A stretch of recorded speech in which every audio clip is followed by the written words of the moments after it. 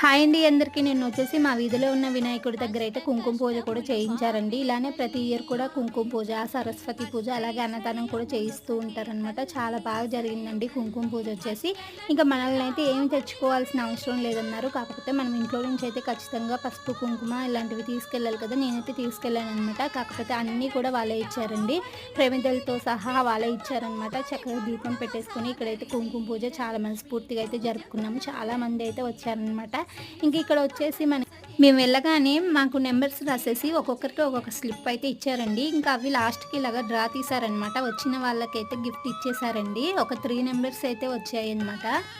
అలానే మళ్ళీ మేము వెళ్ళిన వాళ్ళందరికీ కూడా ఇలాగ బ్లౌజ్ పీస్, అలాగే గాజులు, అలాగే ఇలాగ చేతికి కట్టుకోవడానికి తాడు కూడా ఇచ్చారు. అలాగే రిటర్న్ గిఫ్ట్ వచ్చేసి ప్లేట్ కూడా ఇచ్చారండి. మళ్ళీ అన్నీ కూడా వాళ్ళే ప్రొవైడ్ చేశారు కదా! చాలా బాగా అయితే అనిపించింది.